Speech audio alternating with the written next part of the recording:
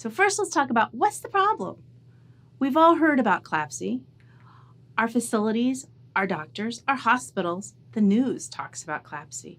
But did you realize that 1 out of every 25 hospitalized patients has a healthcare-associated infection? Think about in your facility, how many patients do you have there today? How many of them likely have a hospital-associated infection? So CLABSI is one of our hospital-associated infections. We also have catheter-associated urinary tract infections. We have surgical site infections. We have C. difficile and MRSA and VAP. Those are our hospital-associated infections. What we think about when we have a hospital-associated infection is these are patients that come to us for care, and while they're under our care, they contract an infection that many times is preventable.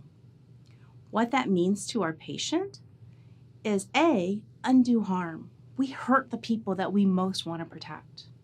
They've been exposed to antibiotics that they didn't need to. That increases their opportunity for antibiotic-resistant bacteria.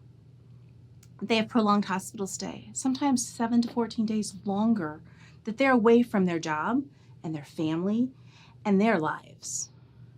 On top of all those pieces, they also have an increased risk of morbidity and mortality. That's what happens to our patients. Our hospital has fines, and the public knows what our infection rates are. So we have to think about that. When our patients say, hey, you know what, this hospital has more infections than that hospital, and we don't want to go there, that affects us.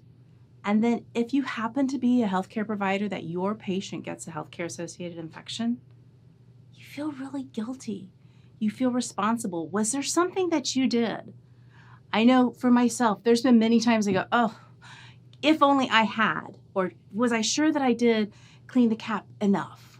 So the fact that it affects your patient, it affects the hospital, it also affects you. Every day, the number of patients that die from a healthcare-associated infection is more people than would be killed if a 737 crashed and everyone on board died. Now think about that.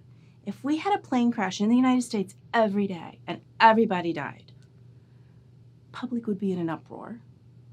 The airline industry would be absolutely scrambling to solve this problem.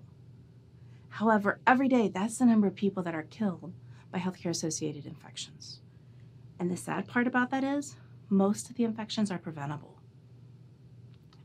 Out of all of these healthcare-associated infections, we're going to narrow it down to just central line-associated bloodstream infections.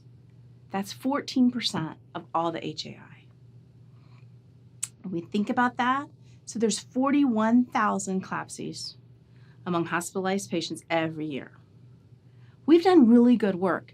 If you were thinking in the early 2000s, that number would be significantly more. We're making good strides, but we're not there yet. There's still good work that we need to do to protect our patients. Of the 41,000 hospitalized patients every year that experience a CLABSI, 1 in 4 of these patients die. That means every year over 10,000 people die because of a CLABSI that very likely was preventable. Most CLABSIs are completely preventable with appropriate care.